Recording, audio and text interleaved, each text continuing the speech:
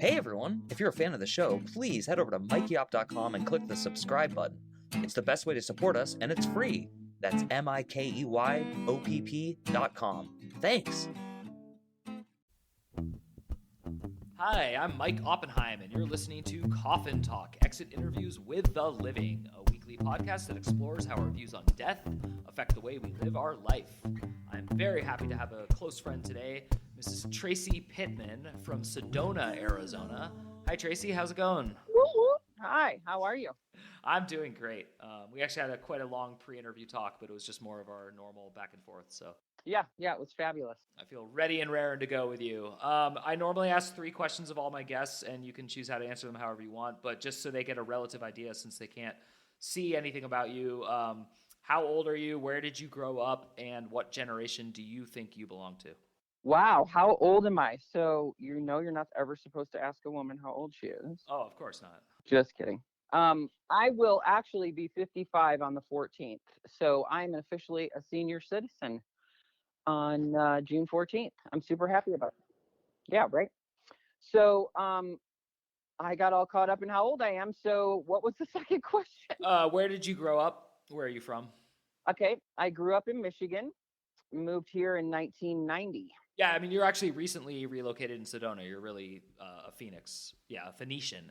Yeah, I was in the Valley for 20 years and then went back to Michigan for 5 and then came up to Sedona. It was 2 years in May, actually. So yeah, and then the last question, which is kind of a weird one, is what generation, if any, do you feel like you belong to? Well, you know what?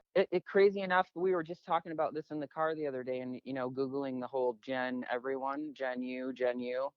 And I feel really deep within me that I relate to every generation on some level. I don't really identify with one, but I've always been like that since I was little. It was like I could just relate to every generation on some form. Does that make sense? I mean, it makes so much sense, and especially knowing you as well as I do. And actually, since I totally know, not inside and out, but I know very well some of your story, so to speak, I think what you just said was the perfect segue, which is you said from an early childhood. I was hoping we could start with your earliest memories of anything that our listening audience would consider like paranormal or strange or just kind of like out there. Got it. Well, so I am also a medium on top of my other bag of tricks that I have. And if you want to go with the whole paranormal and that scenario, actually, real quick before you jump into this, how do you define what a medium is? I never really thought about it. And then I was like, okay, well, why do they call it a medium? And I'm like, well, my thought on it is because I ride that medium realm between this and the other side. And so I'm the medium bridge. My life's purpose is to bridge people to the other side. It's like, and it's not just the other side as in where our deceased loved ones exist. It is I bridge you from one scenario to the next. I show you the other sides of things, and obviously I take you from this side of the bridge to the other to help you connect to them. So when I refer to the medium, or they say medium, I believe it's that where I can communicate in both areas, both sides. Does that make sense? Yes, it makes sense to me. I think it's going to make sense to some and not all of our audience, but my goal is that in the next 25 minutes or so, it'll at least make more sense to anyone. I don't care about skeptics or otherwise. I just care about letting people talk. And also, you're one of my favorite people to talk about this because I asked you specifically on this podcast not to swear because of Apple and other areas, but you're not like your run-of-the-mill medium. Like, you're not the run-of-the-mill, like, I don't know, you're fun. You got a lot of tattoos. You're interesting. You're provocative. You're like, you're just a very fun person, and yet you have these, I would call them abilities and this life story that to me is absolutely intense and fascinating. And I think on a podcast about exploring the meaning of death and life, you work with both all the time. So let's start. There's 2 main stories I really want you to tell, and if there's others that come up, Great, great, great. We got plenty of time. But let's start with the early ones about your grandparents. Yeah. So my very first experience, I was about 3 years old, and I'm pretty sure I was three, maybe four. My grandfather had passed, and crazy enough, like the human part of me, really remembers the day it happened, because I remember seeing my dad sitting at this table, and it was the first time I had ever seen him cry, and he was just in so much sadness. And I just remember sitting there as this super young child, looking up and not really understanding what had happened, but understanding at the same time. And I remember getting up from the table and walking in the other room and seeing my grandfather standing there. And at first I was like, well, wait a minute. Didn't they just tell me that he had passed? But yet there he was. And I just remember him telling me, I'm okay. And I was like, what is happening right now? I mean, he really wasn't there, but he was. And I'm not a seeing when it comes to um, the other side. It's not that I can't see them. I do see what they look like and all of that, but I feel them. Okay. So what happens is it's an internal feeling inside me that lets me know that their presence. And then it just kind of morphs into seeing and hearing and feeling, all of it. And um, crazy enough, that is the very first and last time that I have ever first seen the other side. Does that make sense? I'm like, now I feel them first, and then the visual of them, and then their audio comes in, and all of that. But I don't know. I kind of relate it to that fear that we all have, because every one of us has experienced the other side in one way or another, whether we blocked it out, or if it's a song that they come to us in, or a penny on the ground, and you're like, oh my god, my grandma loved pennies, and then you disregard it, whatever. I have a feeling that that is what put the fear in me, which we all experience at the first few times we experience the other side. So now I associate into um, the real way it works for me, which is feeling. Okay, I have three questions I need to ask, and I don't know what order to ask them in. So I'm going to do one at a time because my producer, Alana, has told me that's the best way. So my first question is, did you come here from the other side, and me as well, and all humans? Do we come here from the other side? Yes. Okay. If we come from there, why are we scared of it the first couple times we experience it here? Well, because humanity kicks in, right? I mean, if you think about it, we're born these beautiful little creatures and these beautiful little souls, and we've come across, and we still speak the language of the other side, and we still are just pure and innocent. And the way I look at it is, like the metaphor of, look at a puppy. Puppies come in and what? They smell amazing, right? Babies come in and we smell amazing. And we are just these great, pure, innocent, vulnerable, all knowing, all loving, all everything. And then all of a sudden, the next thing you know, we start eating human food, and we start having human experiences. That puppy starts eating, real food instead of breast milk. And the next thing you know, it's like that good puppy smell goes away. The baby smell goes away. We start stinking like, the dirty word I'm not allowed to say. And, it's like all of a sudden we're engulfed in humanity.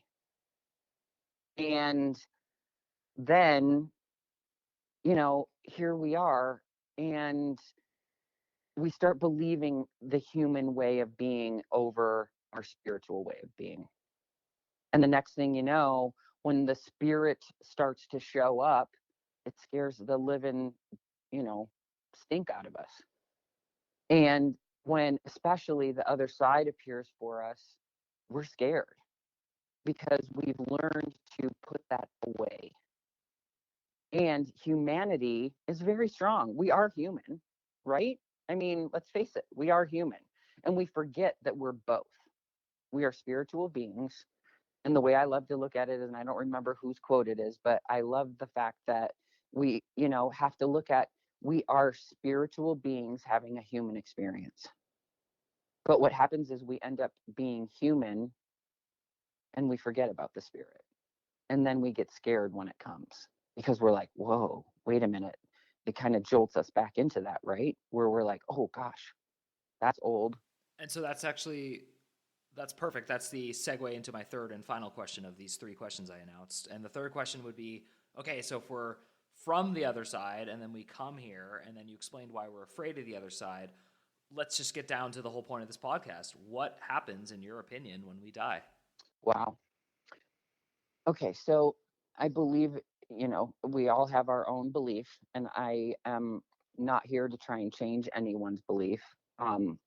But I personally believe that when we die, all we are doing is shedding that scuba suit that we're wearing, this human body.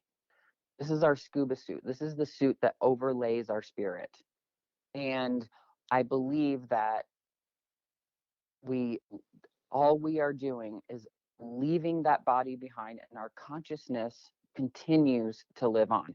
I connect to that consciousness of that soul, of that spirit. I'm not connecting to them as a human any longer. Like we can't talk, we but we can. We can't feel each other, but we can. It's all just different now. Okay, so I really appreciate what you just said, but it's a little confusing for me. So my wording of what you said, like if I were to like say to someone else, oh, I think this is what Tracy was saying, is I would say you can communicate with the dead, and while you are communicating with them technically, it's not like as literal as people would fantasize or want it to be. Like, so it's not like you just call up Abraham Lincoln on the medium phone and you're like, hey, Abe, tell me about your policy in 1862 when blah, blah, blah. Is that... Right. Okay, but then let's keep Abe Lincoln just because it's a fun fake subject. If someone asked you to communicate with Abe, could you try to? Well, I mean, I can try and communicate with anyone, right? Okay, good. Let's get into that. Yeah. Yeah. So just like I can try and communicate with the guys next door who are stuccoing the house. Okay. So our house next door is being stuccoed right now. So they speak Spanish. I do not. So my communication with them, first and foremost, they have to be willing to communicate with me, right? I mean, I can walk over there all day long and start talking to them, and they could ignore me if they want to, and or they could try to communicate with me. But we have to get past that communication barrier. Okay. So first, Abe Lincoln has to be willing to connect to me.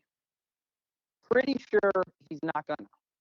And the reason I say that is because the work that I do isn't just picking up the phone and calling whoever the HE double toothpicks I want to call. It's communicating with people who want to be, souls, spirits, that want to be communicated with for a certain reason. Like, I mean, my husband's favorite person is Michael Jackson. I mean, what a gift that would be for me to communicate with Michael Jackson for him. But it's not going to happen. Michael Jackson isn't just going to communicate with me because my husband wants to talk to him.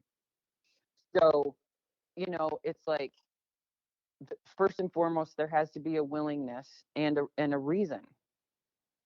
So there's no reason for me and Abraham Lincoln to connect. Unless, now there's an unless, let's say one of Abraham Lincoln's family decides to come to me.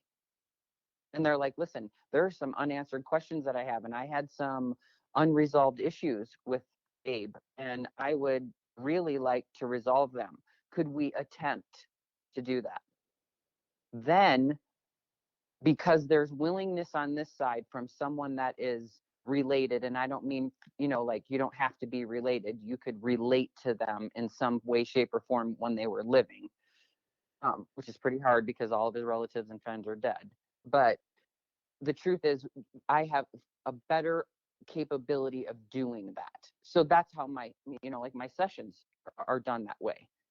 People come to me and I don't know them from Adam, and I don't know their deceased loved one either, but because they want to open up a communication with them, the channel opens up and the chances are much better.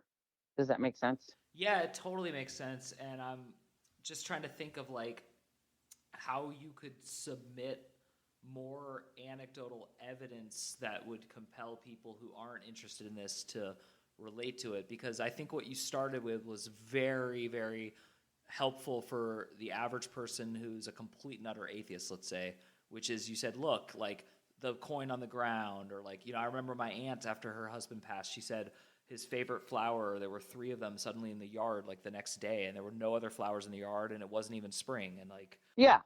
I mean, my grandparents come back as cardinals. My dad actually said to my grandmother, you know, promise me you'll visit me as a cardinal. My grandma loved birds. It was her thing.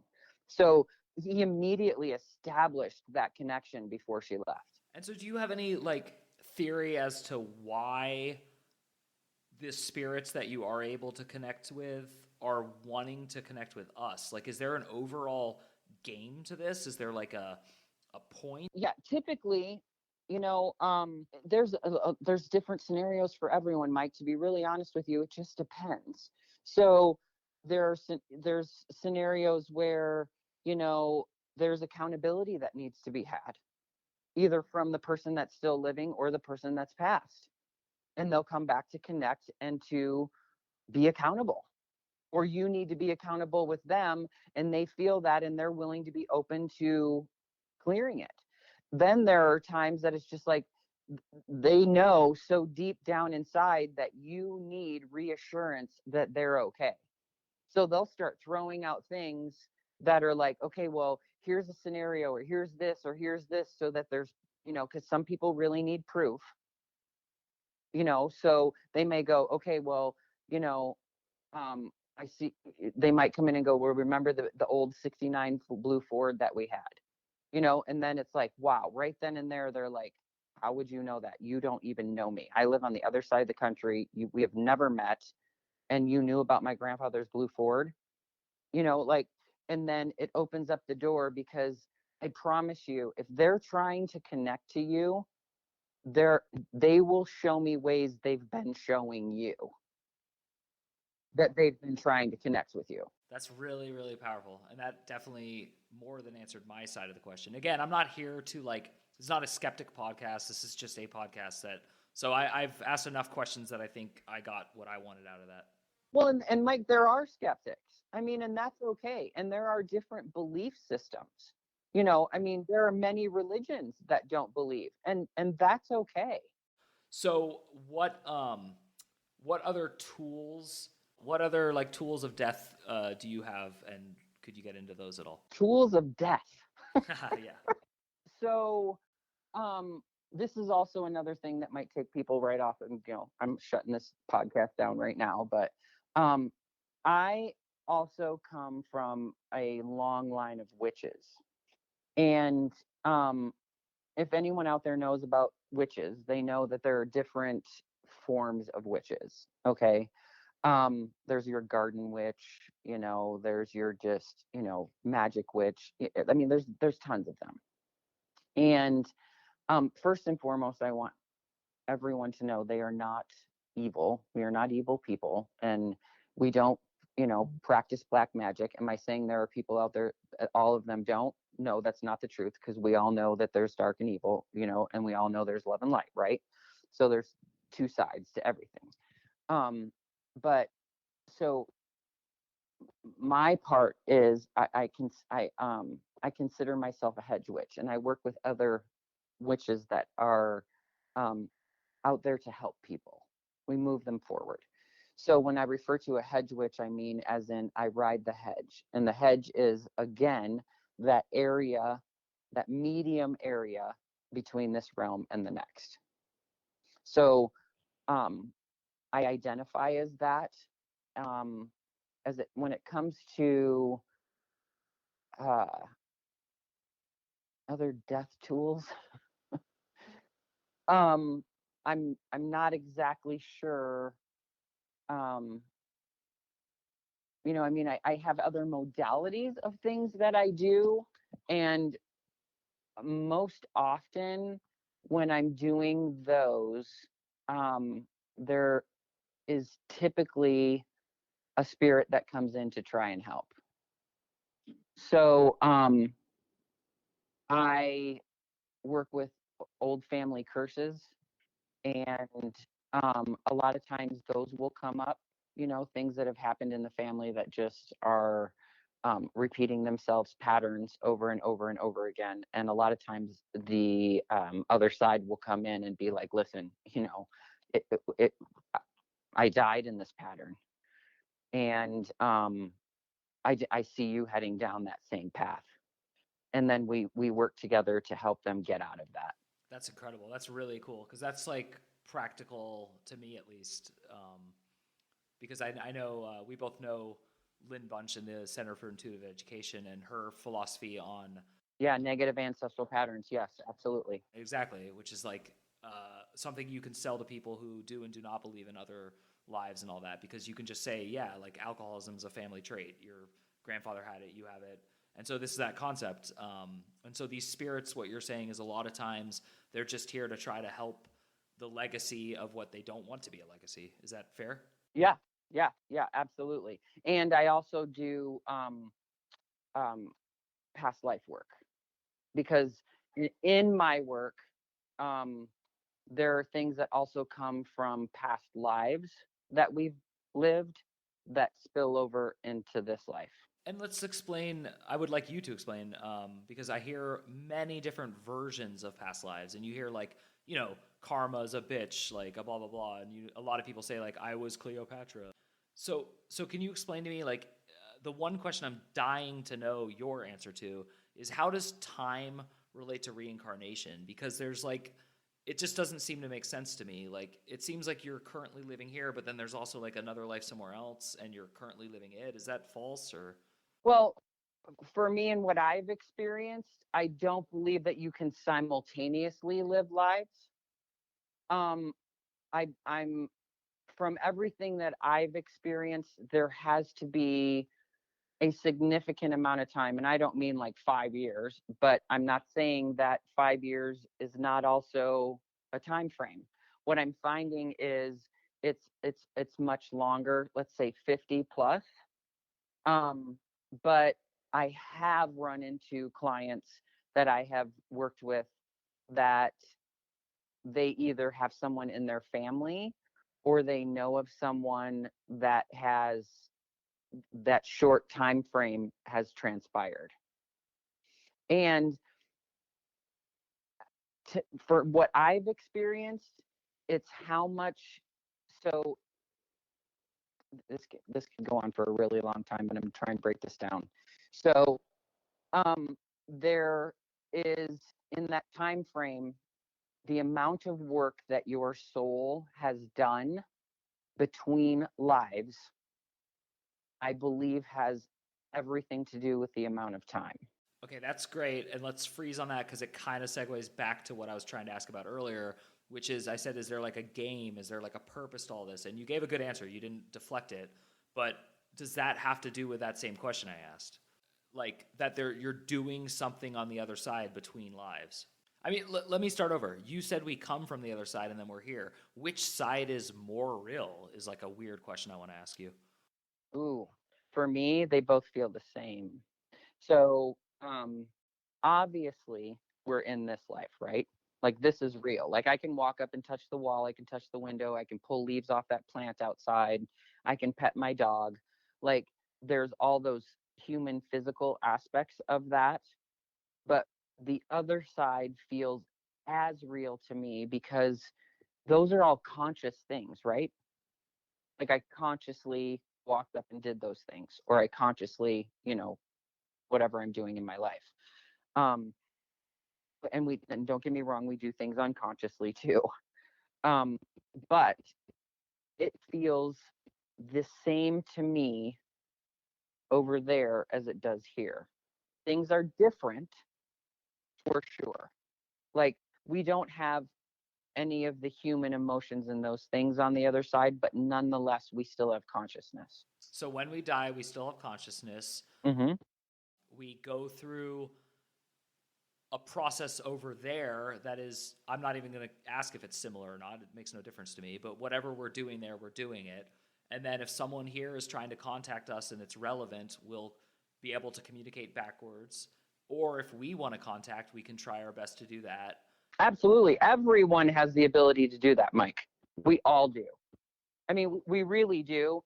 Yes, are some of us born to do it as a daily, as a job, as a purpose, as a tool, as helping, but we all have the capability. And if every one of you out there was to stop and really look, you could see where someone that you have known has passed on the other side and has tried to communicate with you.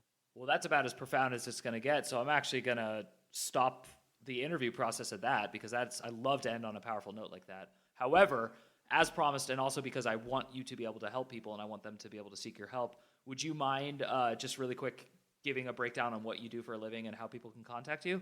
Yeah. So obviously from the conversation, I'm a medium. I also am an NLP life coach, which is neuro-linguistic programming. And I work with a lot of clients in that way. One of the things that I do is a little different. I also throw, and I should say blanket or complete every one of my sessions that I do that with.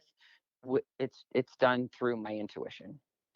That is just like the certificate part for me. So let's just say that's the human part. It got me my certification, and I am certified as an NLP life coach. I also do timeline coaching, and that is an amazing process that I also use my intuition with that. And I also do what it's kind of a loose term with me right now, but it basically boils down to I do spiritual mentoring with people. I help them find their connection. I mean, and they've already got it most of the time. I just direct them back to it. Well, I more than agree with you. I've definitely worked with you for years now, and you've helped me a ton, and I have a great personal friendship with you, but I also have seen your professional side. It's also absolutely legit and commendable. But in addition to that, I really want to thank you for helping us to put another nail in the coffin. This is Mike Oppenheim, and yet again, you've been listening to Coffin Talk, exit interviews with the living, and we will see you soon. Walking alone.